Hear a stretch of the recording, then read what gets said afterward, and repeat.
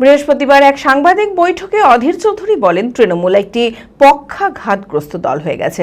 দিদির আর ক্ষমতা নেই, পুলিশ মস্তান কিছুই নেই। তাই তৃণমূল নেতারা মনে করছে এটা একটা সুবর্ণ সুযোগ, যে যার গায়ে ঝাল মিটিয়ে নাও। তৃণমূল দলে এখন ছুচোর কীর্তন চলছে। মানসিক স্বাস্থ্যের জন্য সবার আগে যে নামটি মনে ভেসে ওঠে, সুস্থ মনের ঠিকানা মনোবীক্ষণ। যোগাযোগ নাম্বার 7477799513। এই এখন ছুচোর কীর্তন শুরু হয়ে গেছে তৃণমূল দলে। এটাকে বলতে পারেন তৃণমূল দলের মধ্যে ছুচোর কীর্তন শুরু হয়ে গেছে।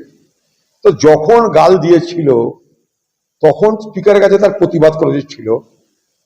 একজন লোকসভার সদস্য হিসাবে, একজন মহিলা হিসাবে তার তখন প্রতিবাদটা করা উচিত ছিল, কিংবা লোকসভার মধ্যে যার বিরুদ্ধে বলছে তাকে অন্তত চেস করা, প্রতিবাদ করা উচিত ছিল। আজ কেন? তার কারণ একটাই, আজ সময় এসেছে যে ভাই এই সময় প্রতিবাদ করলে, বদলা নিলে, স্পিকারের কাছে গেলে অন্তত তৃণমূল দলের পক্ষ থেকে আর কিছু করার ক্ষমতা নাই। তৃণমূল দল নিজে পক্ষাঘাতগ্রস্ত একটা দল হয়ে গেছে। তৃণমূল পার্টি এখন পক্ষাঘাতগ্রস্ত পার্টি। তাই তৃণমূল দলের বিরুদ্ধে কিছু বললে তৃণমূল দলের নেতা কর্মীরা বুঝে গেছে দিদির আর ফোঁস ফাঁস কিছু হবে না।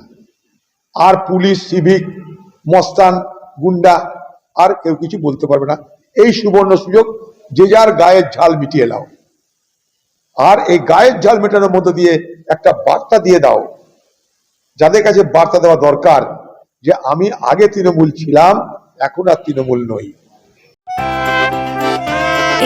খোলা আকাশ অনেক তারার মাঝে, রামধনু রঙে যেখানে সবাই সাজে সাজে।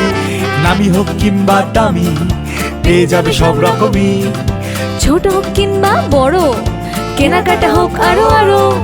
নতুন ফ্যাশনে নতুন tradition, Libas family store. Libas Libas Libas family store.